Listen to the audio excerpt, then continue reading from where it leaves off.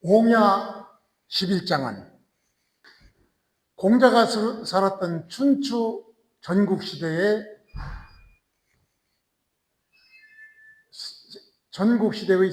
상황에서 발생하는 일이 나옵니다. 즉 춘추 전국시대 혼란한 시대에 살았던 아내는 이 혼란 전국의 무도한 폭력이 난무하던 그 시절이어서 이렇게 아내같이 참다운 군자인 사람은 이러한 악덕한 권력이나 재물에 굴하지 않으면 가난하게 살 수밖에 없습니다. 그래서 이 장에서는 아내의 덕과 마음가짐을 칭찬한 장입니다. 아내가 가난하고 열악한 환경이면서도 불평한 삶에도 불구하고 아내는 도를 추구하고 실천하는 즐거움을 잃지 않는 그런 사람이 바로 아내이며, 이 아내를 공자는 아주 칭찬한 장이 바로 옹야 11장입니다. 그러면은 이것을 전제로 해서 본문을 보겠습니다.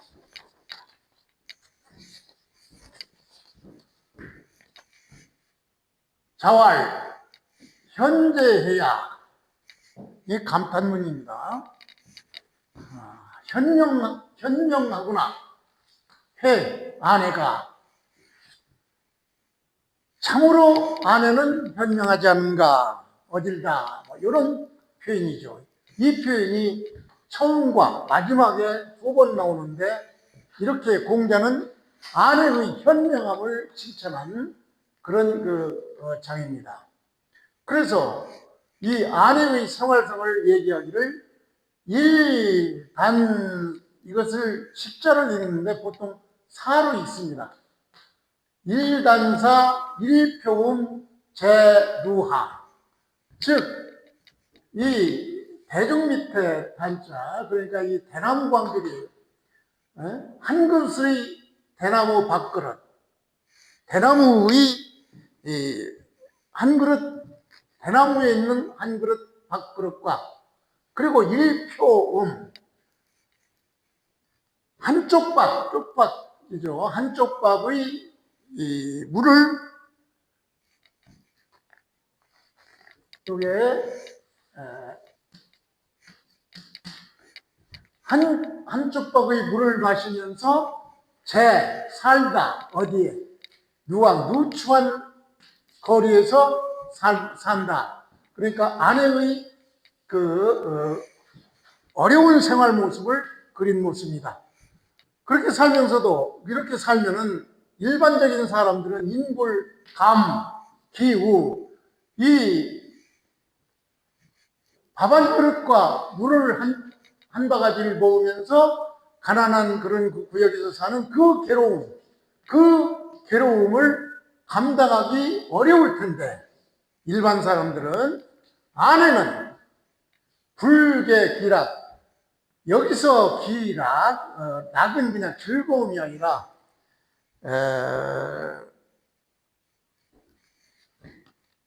인을 실천하는 그런 그 즐거움, 가난한 속에서도 인의 생활을 하는 즐거움을 바꾸지 않는다, 이런 모습이니까 요 구체적인 것은 하나씩 검토할 때 다시 설명드리기로 했습니다. 그 다음에 그래서 현재해야, 첫 번에 강조했던 아내의 그 현명함을 다시 강조했죠. 참으로 아내는, 감탄문사니까 참으로 아내는 현명하구나, 이런 문장인데, 자, 이 문장을 일단 하나씩 살펴보기로 하겠습니다. 현재 이 부분은 바로 감탄사죠. 감탄구조로서 재는 감탄의 총절사예요. 느낌표죠. 현명하구나, 야는 이다니까 현명하구나, 해가. 그래서 아내는 참으로 현명하구나. 이런 얘기죠. 그 다음에 일반사. 단은 대나무 광주리로 만든 그 둥근 통이죠. 여기에 대나무로 만든 둥근 통의 밥 한 그릇을 먹으면서 일표음, 한 바가지의 물을 마시면서, 표는 바가지 표죠. 바가지.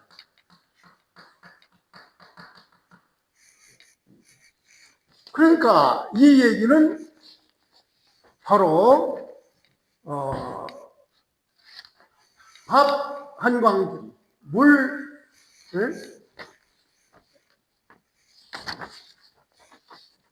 한 바가지 마실 수 있는 물, 이거는 바로 극도로 가난한 생활을 표시하는 그런 그 묘사죠. 그래서 쟤는 살다 이런 얘기인데 어디에 사느냐? 누항에 산다. 누추한 마을 골목에 살지요. 이렇게 아내는 이렇게 어려운 생활을 하고 있다. 뭐 이런 표시가 되는 것이죠. 이런 생활들은 일반 사람들 같으면 감당하기가 어려울 겁니다. 왜? 그 괴로움. 이렇게 살기가 하루 이틀도 아니고 얼마나 괴롭겠습니까? 그러니까 이 괴로움을 일반 사람들은 감당하지 못할 텐데 해야만 아내는 불계기라. 그래서 불계는 바꾸지 않는다, 똑같이 한다, 고치지 않는다. 이런 기락은 그 즐거움인데 여기서 그 낙은 단순한 즐거움이 아닙니다. 즉 도를 실천하는 즐거움, 그 일의 즐거움을 의미하는 것이죠. 그래서 이런 불계 안빈낙두는 바로 무엇을 의미하느냐?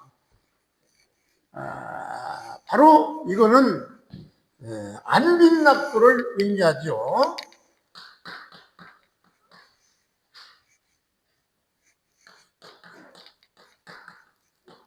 안빈낙두를 의미하는 것입니다. 즉 가난하지만 즐거운 도를 즐겁게 누리면서 산다. 이런 얘기죠. 그러니까 이것은 바로 이인편 5장에서도 이와 같은 얘기를 연결해서 말할 수가 있습니다. 즉 이인편 5장에는 비녀천, 시인지소 오야, 이때는 싫어하다 오죠. 비녀천은 이때는 목적어가 강조하기 위해서 오의 목적어인 빈여천, 가난과 그리고 그 처남, 이것을 사람들은 싫어하는데 일반적인 사람들은 바로 빈천을 싫어한다. 빈천은 말하자면 빈천은 누구나 싫어하는 것이죠. 싫어하는 것이지만서도 불이기도 그것이 도로서 얻은 것이라면 그것이 바로 빈과 천이, 가난과 천함이 올바른 도로서 얻은 것이라면 어떻게 되냐? 불거야 이것을 떠나지 않는다. 즉 이것을 구태여 마다하지 않는다. 이게 바로 안빈낙도를 이인에서 다시 표현한 그 얘기가 되죠. 그래서 이 부분을 다시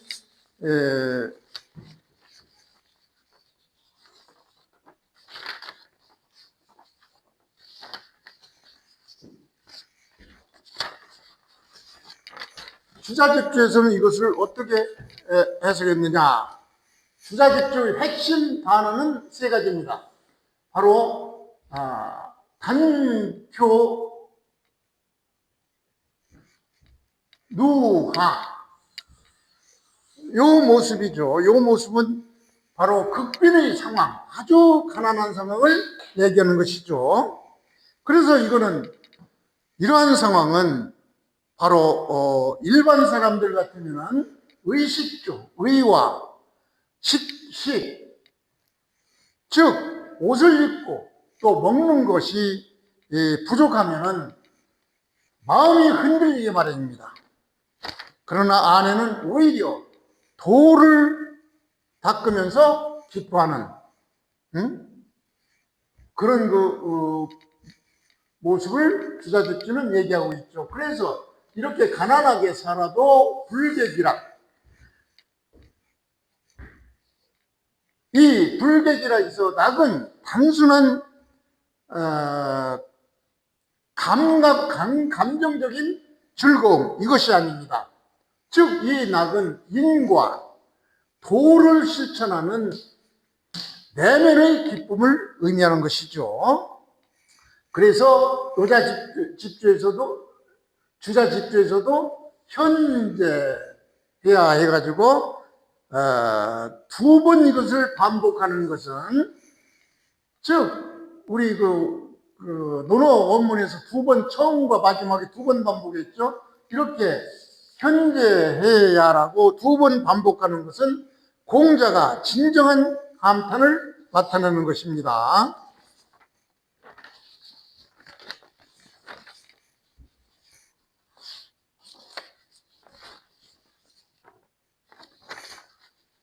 여기서 기락이라는 것은 과연 어떤 것을 의미하느냐?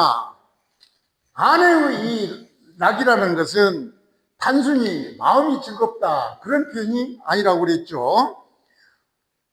즉 아내가 기뻐하는 것은 인을 체득하는 그런 그 즐거움을 얘기죠. 즉 아내는 사사로운 욕심은 거의 없고 배우는 과정 자체를 기뻐하며 도를 깨닫고 실천하는 데서 넘치는 기쁨을 얻는 그런 사람으로 묘사가 되고 있는 것이죠. 즉 인과 배움 자체가 그 기쁨이어서 가난해도 그 즐거움이 전혀 흔들리지 않았다는 그런 얘기죠. 그래서 이런 걸 기초로 해서 마지막으로 본문을 한번 보고 이 장을 끝내겠습니다. 옹야장 11장은 공자는 현재해야 참으로 감탄사니까 참으로 아내는 현명하구나. 일단사 일표음 제루항, 한 그릇밥과 또 한쪽 밥의 물을 마시고 누추한 마을에서 살면서 이렇게 한쪽 밥의 물과 한쪽 밥의 밥과 한 그릇의 밥과 한쪽 밥의 물을 마시면서 누추한 곳에 살면은 보통 사람들은 이 괴로움을 감당하지 못할 텐데, 아내는 불계이라 하는구나. 절대 그 즐거움, 그 인을 실천하는 그 즐거움을 바꾸지 않는구나. 즉 배경에서 말했다시피 아내가 살았던 춘추 전국 시대는 법이 시행되지 않았던, 포항무도한 사람들이 정권을 잡았던 그런 그 시대이기 때문에 그러한 포항무도한 사람들과 손잡지 않으면은 자연히 아내같이 이렇게 가난하게 살 수밖에 없는데, 그럼에도 불구하고 그 복도들과 손을 잡지 않고 언제나 이를 실천한 그 즐거움을 변치 않고 그들과 타협하지 않는다, 이런 모습이 담겨져 있죠. 그래서 아내는 정말 현명하구나, 이렇게 공자는 아내의 청귀남을 칭찬했던 그런 장입니다.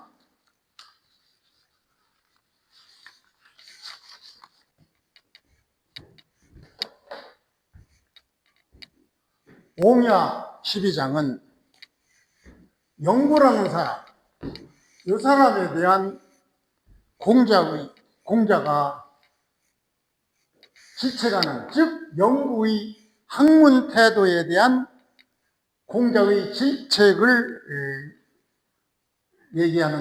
말하는 장입니다. 즉 영구의 학문 태도에 공자가 영구를 마구 꾸짖으면서 충고하는 아주 짧지만 아주 강한 메시지를 담고 있습니다.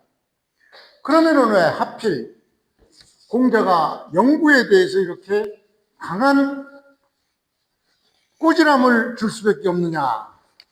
이 배경을 조금 설명을 드려야 확실한 이해가 될 것 같습니다. 공자의 논하를 개혁하기 위해서 공자는 52세부터 출사하여 삼한시, 즉 개손시, 숙손시들과의 그 권력 투쟁을 했던 것입니다.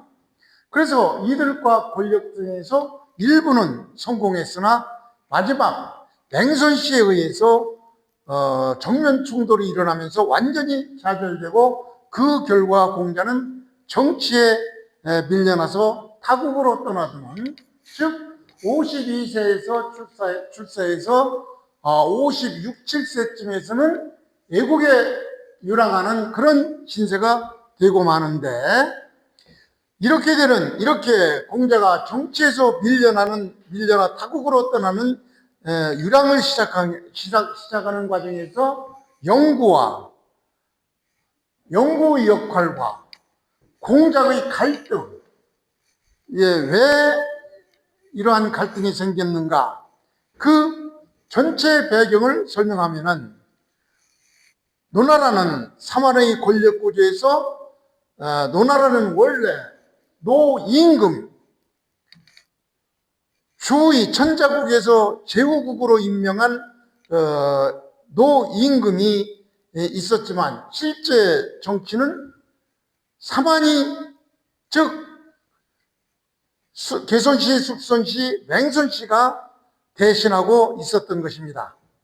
그래서 공자의 목표는 이 삼한시를 견제하고 노나라 왕의 권위를 회복하는 그 개혁 정치를 해야 되는데, 그 개혁 정치 중심 세력에서 여기서 나오는 영구와 또 다른 자로라는 사람, 이 두 사람 역할이 아주 지대한 것입니다. 그래서 개손시와 숙손시의 경고를 해서 공자가 가장 큰 정치적 성공을 거두게 됩니다. 즉 개손시와 숙손시가 삼원을 두고 군사력과 성을 갖추어 사실상 독립세력처럼 행동하자 공자는 영구와 자로를 기우하여 그 성벽을 해체합니다. 도노 계시편 3장에서 공자가 영구에게 너는 내 제자가 아니다, 너 제자들이 북을 치고 공격하라 하면서 이 개손시와 숙손시의 성을 정벌하여 처음에는 성공하게 되는 것입니다. 이 구절에서, 즉 그 노노 계시편 3장에서의 배경이 계시의 사물을 확장한 영구에 대한 아주 격한 질책이 바로 너는 내 제자가 아니다, 이렇게 격하게 질책도 했던 것입니다. 그러면은 이 당시의 영구의 위치는 뭐냐? 영구는 계시가의 가신 겸 행정실무를 담당하는 책임자였습니다. 그래서 탄탄한 재정과 행정 능력, 그 덕분에 계시의 세력이 아주 강해졌습니다. 공자 입장에서는 공자와 계시가 싸우는데 계시 입장이 강해지니까 공자 입장에서는 그 자신의 제자가 이 권신들과 세력을 키우는 그런 그 상태에 있기 때문에 공자는 영구를 미워할 수밖에 없는 것입니다. 그러나 이 과정에서 정작 성제거 명령이 자로와 영구가 협력하여 성공했습니다. 그러니까 공자는 정치적 주도권을 이때 잡았어요. 영구가 말을 듣지 않으려고 하는 걸 강력하게 공자가 영구에게 지침을 주니까 영구는 할 수 없이 자기가 모시는 개손씨의 그 지령을 받지 않고 공자의 지령을 받아서 성제거 명령에 협조하게 되는데, 바로 이때 공자의 주도권을 잡는데 영구가 협력하게 되는데, 이 당시는 긴장 속의 협력일 뿐입니다. 그러다가 나중에는 결국 맹선시에서 완전히 이 개혁 정치가 좌절되고 마는 것입니다. 그래서 공자는 영구를 못마땅하게 항상 생각해 왔던 것입니다.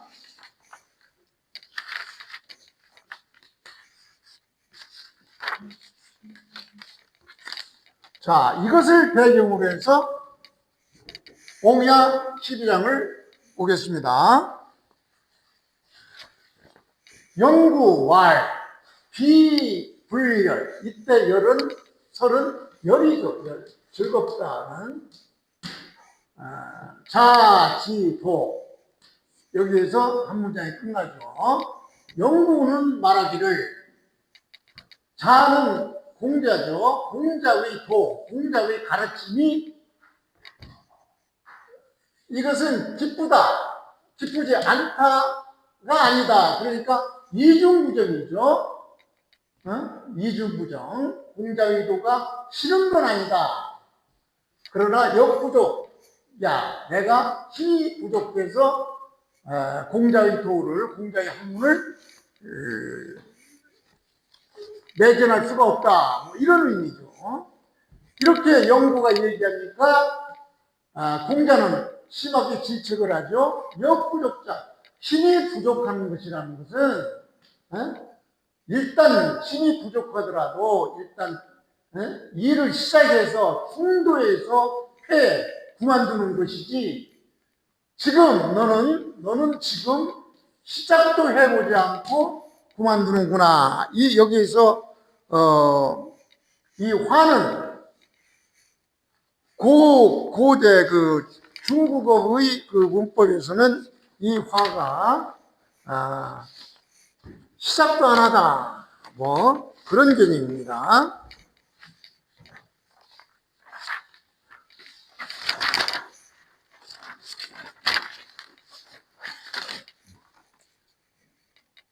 너는 지금 선을 긋고 움츠리고 있구나. 그러니까 너는 지금 아직 시작도 해보지 않으려 한다.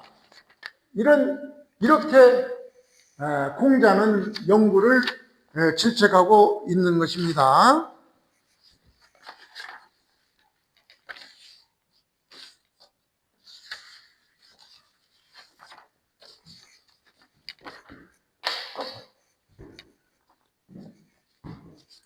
자, 여기에서 문장을 한 번 더 보기로 하겠습니다.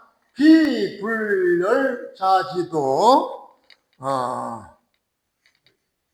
여기서 말한 공자의 제자 영구는 이름은 구조, 자는 자유입니다. 자유라고도 하죠. 자, 여기 비불설이라는 것은 아까도 얘기했지만 좋아하지 않는 것이 아니다. 이중부정이죠.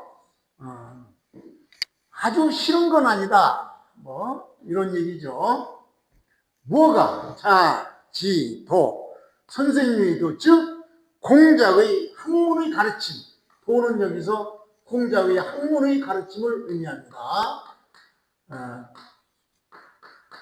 그러니까 공자의 가르침이 싫은 건 아니다, 이런 얘기죠. 그러나 역부족에 제가 힘이 부족합니다. 공부를 하기에 선생님의 학문을 따라가기는 아주 힘이 부족한 것입니다. 이런 얘기죠. 그러니까 다시 보면은 바로 선생님의 이 도가 학문이 가르치는 것이 마음에 들지 않는 것이 아니라 제가 능력이 부족합니다. 이렇게 영구가 변명을 하니까 공자는 힘이 부족하다고, 힘이 부족하다. 힘이 부족하다는 사람은 일단 중도 이패, 중도, 일을 시작해서 일의 중간에, 도의 중간에 패, 중단하다, 포기하는 것이지. 너는 지금 여기서는 화가 또는 획이라고도 합니다.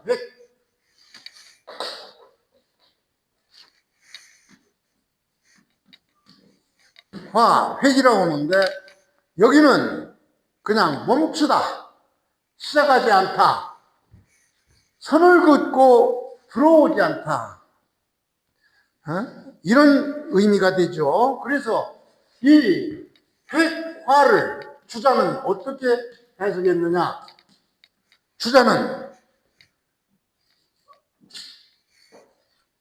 주자는 미시유,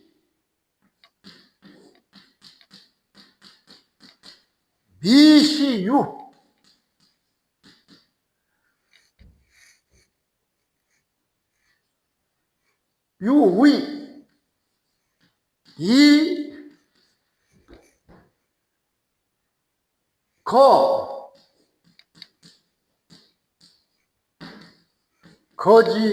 거지지. 주자는 이 화를 뭐라고 해석했느냐? 아직 시작도 유의 어떤 행위가 있는 어떤 시작도 않고, 이 거는 급히거죠. 갑작스럽게. 그러니까 갑작스럽게 그치는 것, 그것을 어떤 학문이나 이런 거를 갑작스럽게 그치는 것이다. 이렇게 주자는 화를 또는 획을 설명하고 있습니다. 즉, 너는 지금 시작도 하지 않고 갑자기 그치는구나. 이런 의미로 주자는 해석했죠. 즉, 너는 지금 아직 시작도 하지 않고 멈추려는구나. 그런 의미니까 이 문장의 전체적인 요약을 보면은 영구는 저는 스승님이 가르침이 비불설, 싫은 게 아닙니다. 능력이 부족해서 못합니다. 라고 변명을 합니다. 그러자 공자가 이에 반박하면서 말하기를, 정말 정말 능력이 없는 사람은 일을 하다가 힘이 붙여서 중도에서 일을 일단 시작을 해서 하다가 중도에서 그만두는 것이지, 힘이 떨어져서 포기하는 것이지, 너는 아예 미시유의 아예 시작도 해보지도 않고 멈추려 하니 그것은 능력 부족이 아니라 의지가 없는 문제라고 공자는 영구에게 강력하게 질책을 한 것입니다.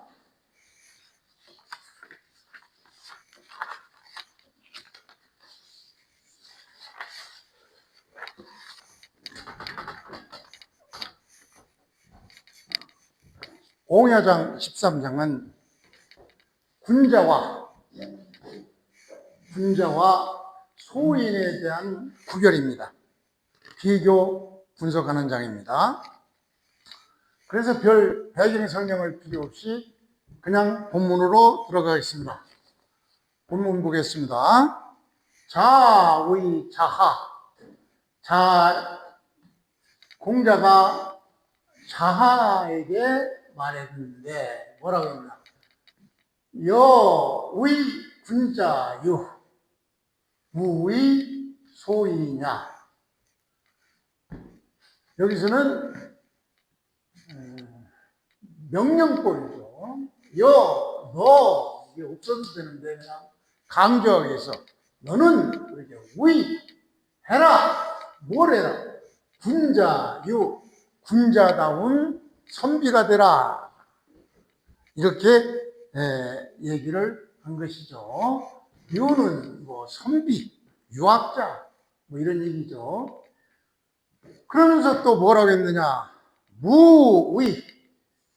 여기서는 이제 여가 생략이 돼 있죠. 너 여기에 이제 위에서 나왔으니까 생략이 되고 그냥 무의를 부정하는 것이죠.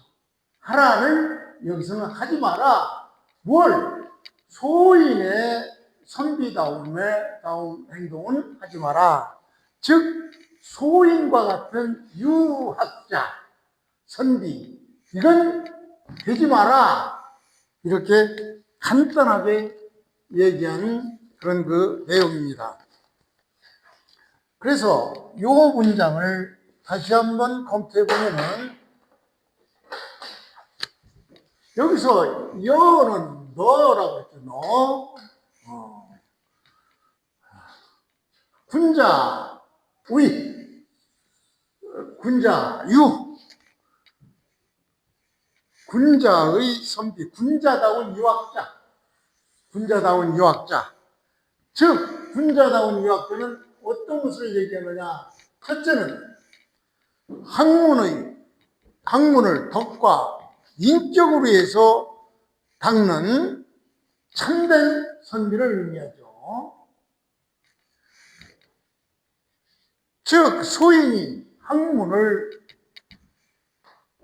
벼슬과 이익과 명예를 위해서 하는 사람이라면 군자는 학문을 덕과 인격을 위해서 닦는 그런 참된 선비를 군자유라고 얘기를 하죠.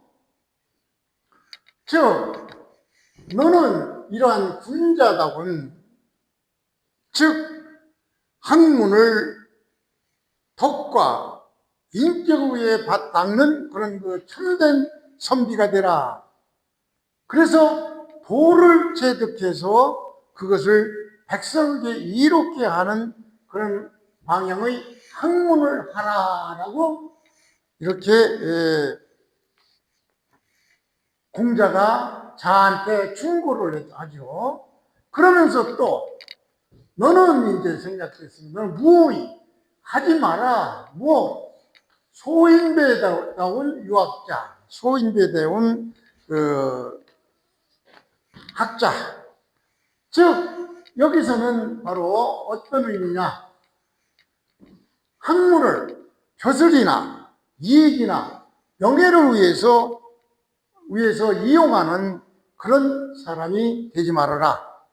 즉 글공부를 하지만 인덕, 도덕을 갖추지 못한 그런 지식기술자, 이런 사람이 되지 말라.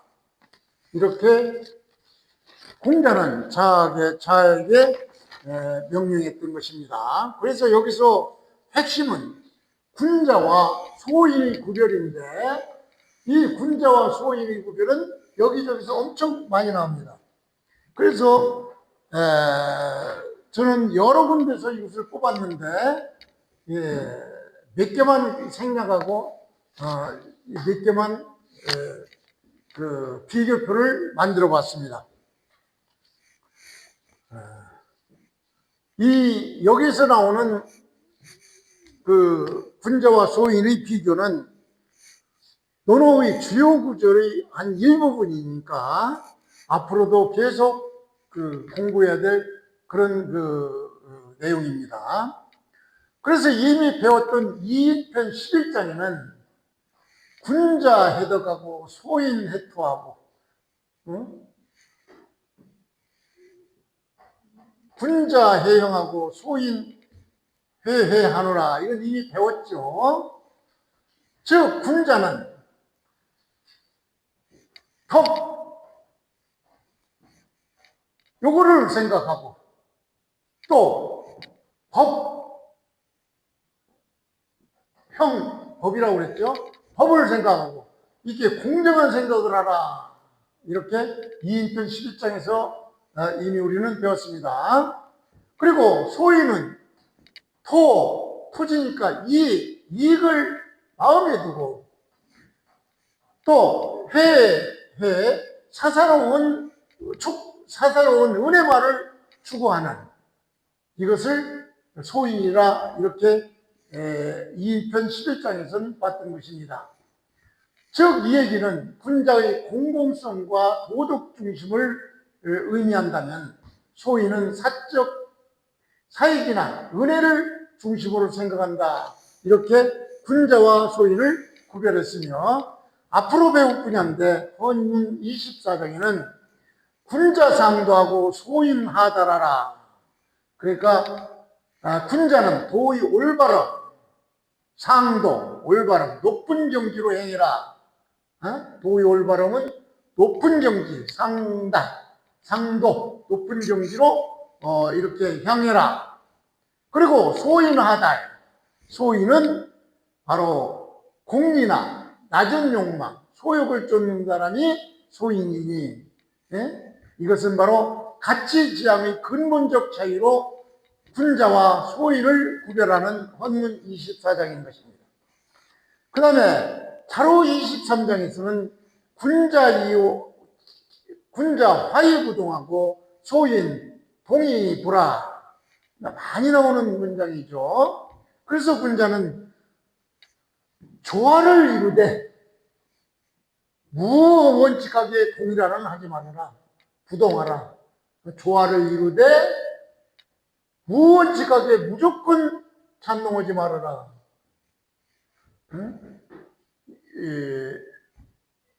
이런 의미로 얘기했고, 그 다음에 소인은 소인 동의 불화. 겉으로는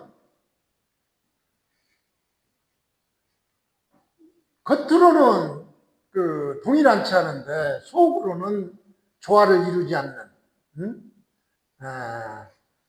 그런 상태를 얘기하죠. 그래서 군자는 바로 원칙과 조화를 이루고 소인은 영악과 아첨을 이루는, 앞으로 계속 논어각장에서 군자와 소인에 대한 구별이 많이 나옵니다. 지금 뽑은 요거는 대충 몇 가지만 뽑았으니까 그렇게 하시고, 이 옹야 13장도 이 자아에 한해서 그렇게 충고한 소인과 군자에 대한 구별을 하면서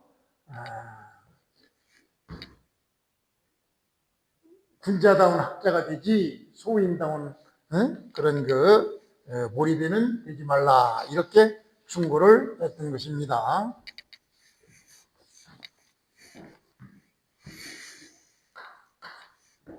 옹야 14장은 공자의 제자 중 한 사람인 자유라는 사람이 무성의 읍장이 되었을 때입니다. 이때 같은 공자의 문화의 제자 중의 한 사람인 담대멸명이라는, 즉 자유의 한 6년 선배됩니다. 나이가 6살이나 많은 사람을 자기 밑으로 등용해서 쓴 일이 있습니다. 그러면서 이 사람에 대해서 공자에게 보고하기를, 이 담대멸명이라는 이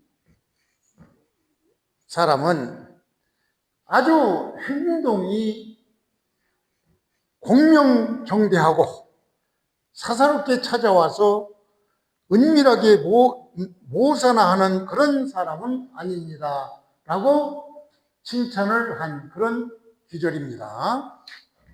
그래서 이것을 배경으로 해서 문장을 보기로 하겠습니다. 일단 문장을 한번 분석을 해보면은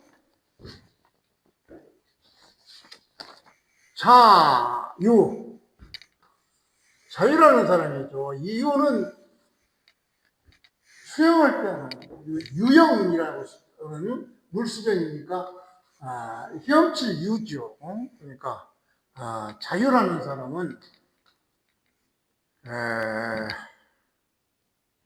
공자의 제자죠. 공자의 제자로서 성은 언이고 자유는 성은 언입니다. 이름도 언이에요. 언이죠.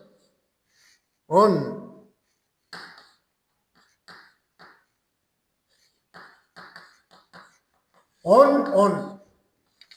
그리고 공자보다 45세가 적은 사람이죠. 이 자유가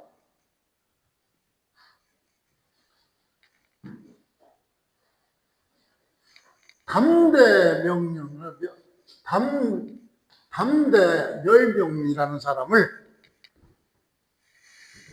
무성의 읍제로 자유가 있을 때 이 사람을 자기 부하로 이렇게 썼던 것입니다.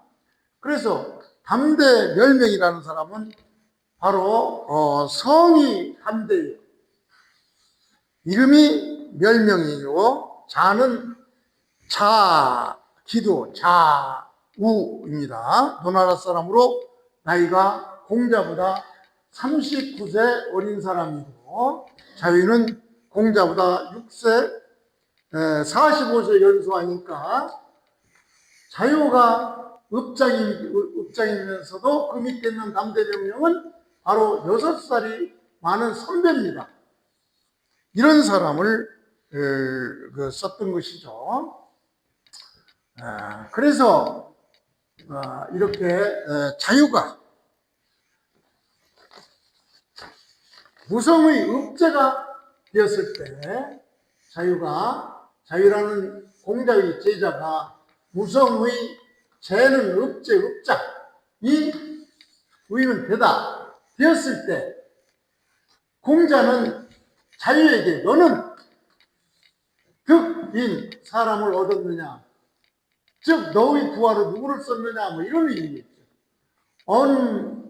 언이호는 바로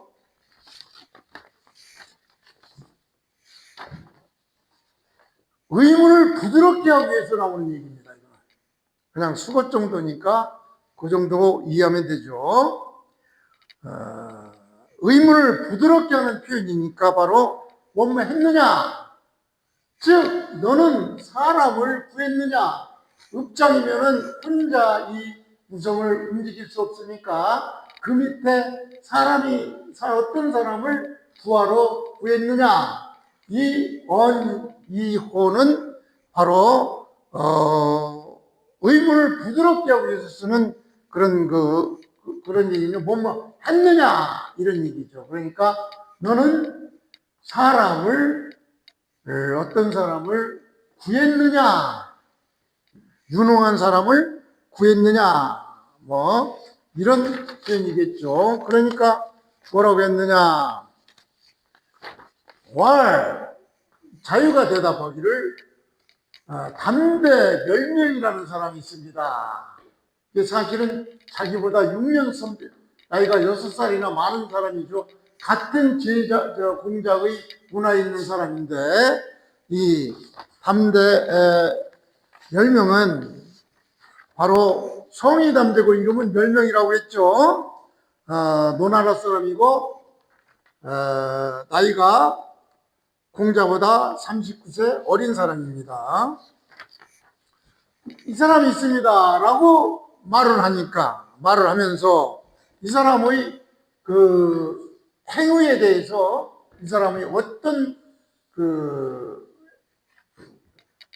행동을 보이느냐 이런 면을 얘기하기를 행불유경, 그러니까 경은 이제 지름길이죠. 지름길을 경유하지 않는 그런 행동을 하는 사람입니다. 누가? 담배 멸명이라는 사람이. 응? 그는 그냥 해석은 그는 길을 갈 때 지름길을 다니지 않습니다. 그래서 비공사, 공적인 일이 아니면 이상 그런 적이 없습니다. 즉 언지실. 언은 여기서 바로 자유의 이름이죠. 어니까 자기 집에 자유의 집에 공적인 일이 아니면은 온 적이 없습니다. 이렇게 얘기를 했던 것이죠.